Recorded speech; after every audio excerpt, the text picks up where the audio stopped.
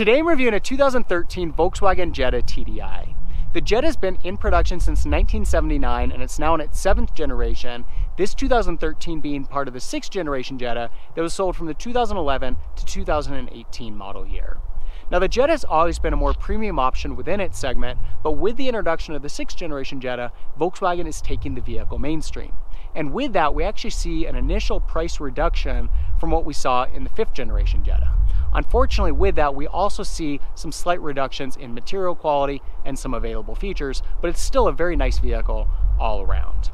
Now, in terms of trim packages on the Jetta, it's available in a base package, an S package, SE, SEL, TDI, GLI, and GLI Autobahn. So a number of different options to appeal to various desires and needs. The Jetta is also available in a sport wagon configuration, which has a slightly different appearance and is essentially a station wagon version of the Jetta. Now, with the introduction of this 6th generation Jetta, we see that the overall styling has a much more conservative look to it and a little bit less of the European flair than what we saw in prior generations.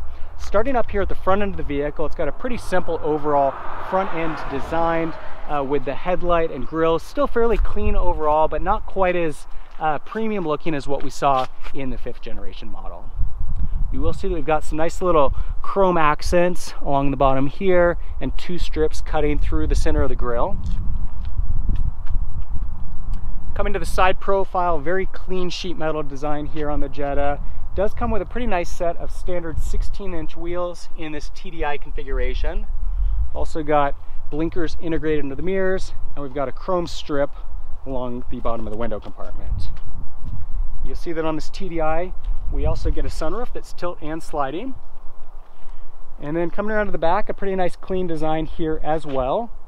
Volkswagen actually owns Audi, and you see a little bit of resemblance here. Not quite at the same level as what you get with the Audi, but this taillight design has a very similar look to what you would see on the A3 or the A4 model. And then you'll see with the TDI, we also get dual exhaust. You'll see we've also got some reflectors in the lower bumper. And we've got the TDI badging designating that this is the turbo diesel model. So all around a very attractive vehicle, really nice clean design. That's one thing I love about Volkswagens and European automakers in general, is that they just have a very simple, classy look to them. And I think the 6th generation Jetta is a very attractive vehicle all around. Looking inside the Jetta, you'll see that it's got a very attractive interior with a nice look and layout. Unfortunately, material quality has dropped a little bit when compared with prior generations of the Jetta. That's really unfortunate because the Jetta's always had a reputation for being a class leader within the segment. And while it's still class competitive, it's not really setting the bar anymore. This TDI model, however, does come with a pretty nice level of standard options and features. Steering wheel is leather wrapped. Likewise, seating surfaces are pleather material. So you've got some really nice brushed aluminum accents throughout as well. On the gear shifter, on the buttons and knobs, a little bit on the steering wheel, wrapping around the instrument cluster gauges, and then you'll see likewise on the dash and the doors. We also get power windows, power door locks, power heated mirrors. On the steering wheel, we've got Bluetooth and audio controls. Instrument cluster's got a tachometer and speedometer. Center dash, we've got some vents here with our hazard lights. Below that, we've got our audio system. Got a nice large touch screen here that duals as a backup camera. We've got AM/FM radio, satellite radio, CD. You can also put in an SD card with downloaded music. Below that, we've got heated seats for driver and front passenger. Got our climate control with heat and air conditioning. And you'll see we've also got an auxiliary connection for the audio system. And a 12-volt outlet for charging. This model's got the DSG automatic transmission, 2 cup holders, emergency brake, and center console. Up above, we've got a manual dimming rear view mirror, 2 reading lights, and a tilt and sliding sunroof. Looking into the back seat of the Jetta, you'll see that it's very spacious. We've got a lot of legroom here. Center seat also folds down into an armrest with some cup holders. And we've got a pass-through compartment here into the trunk. You've got skis or other longer objects. Center console, we've got a 12-volt outlet and electronic door lock control and some storage space. And then our doors on both sides also have built-in cup holders. Coming around to the back of the Jetta, if we open up the trunk, you'll see that we've got a lot of cargo space back here.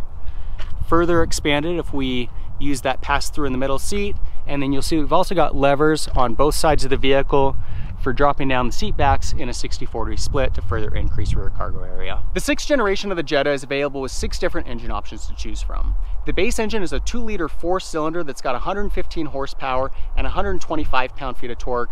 0 to 60 time is 9.8 to 11 seconds, and the EPA rating is 22 to 23 miles per gallon in the city and 29 to 34 miles per gallon on the highway. Next up, they've got a 2.5-liter 5-cylinder that's got 170 horsepower and 177 pound-feet of torque. 0 to 60 will take you 8.2 seconds, and the EPA rating is 22 to 23 miles per gallon in the city and 31 to 33 miles per gallon on the highway. That engine was replaced in later years of the 6th generation with a 1.8-liter 4-cylinder turbo that's got the same 170 horsepower and a slight bump to 184 pound-feet of torque. 0 to 60 with that will take you 7.7 to 8 seconds, and the EPA rating is 25 to 26 miles per gallon in the city and 36 miles per gallon on the highway. Next up in the lineup, they've got a 2-liter 4-cylinder turbo that you'll get on the GLI model. It's got 200 horsepower and 207 pound-feet of torque. 0 to 60 will take you 6.8 seconds, and the EPA rating is 22 to 24 miles per gallon in the city and 32 to 33 miles per gallon on the highway. Next up, we've got this 2-liter 4-cylinder turbo diesel engine, which has 140 horsepower and 236 pound-feet of torque. 0 to 60 will take you 8.7 seconds, and the EPA rating is 29 miles per gallon in the city and 37 to 39 miles per gallon on the highway. Unfortunately, this engine was discontinued in later years of the 6th generation after Volkswagen was caught cheating on emissions testing. So it's no longer available, but these TDI models that are still out there on the market have had the equipment updated to meet emissions requirements. You will see a slight drop in fuel economy from what was on the original window sticker. The last engine option available on the 6th generation Jetta is a 1.4-liter turbocharged hybrid engine. It's got 150 horsepower and 184 pound-feet of torque, good for 0 to 60 in 7.9 seconds, and a very impressive EPA rating of 41 miles per gallon in the city and 48 miles per gallon on the highway. Your more basic models of the Jetta are going to come with a 5-speed manual or 6-speed automatic transmission. When you bump up to the 2-liter 4-cylinder turbo gas and diesel engines, that 5-speed manual is replaced by a 6-speed manual, and then the hybrid powertrain comes standard with a 7-speed automatic transmission.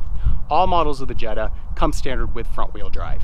Now I know that on paper the Jetta TDI doesn't sound all that powerful. It's got 140 horsepower, and that 0 to 60 of 8.7 seconds is a little bit on the slow side.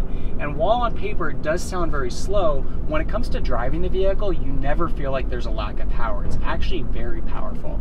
236 pound-feet of torque is more than you're going to get on any other model of the Jetta, and that torque really throws you back in the seat when you accelerate.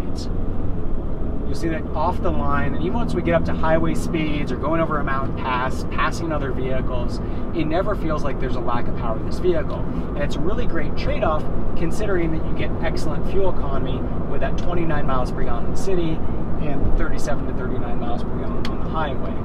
And I will say that having owned a 2011 Jetta TDI myself, you can definitely exceed those numbers. I got up to, you know, the mid 40 to sometimes even close to 50 mile per gallon range on long road trips. So really great powertrain all around. Not only does that powertrain offer a lot of power and great fuel economy, but the overall driving experience in the Jetta is very nice as well. It's a very smooth ride, it's very comfortable, it's very quiet. Steering feel's got a really nice connection with the road, and just all around the handling in the vehicle and the ride is very compliant. The one thing that I have a hard time overlooking on the Jetta is this dashboard. I already mentioned that it's a hard plastic, cheaper quality than what we saw in prior generations. It's got a really hollow feel to it and a pretty dramatic sheen, and it makes it really hard to avoid eye contact with it when you're looking out the vehicle. I can deal with the door having a cheaper plastic and the center console, but this is just within your field of view 100% of the time when you're looking out of the vehicle. I wish that they would have done a soft touch material here.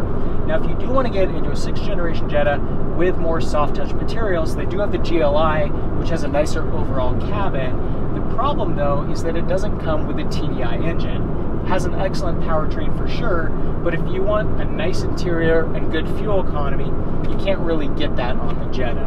Fortunately, moving forward into the 7th generation, they've kind of gone back to their roots and it has a much higher quality overall interior.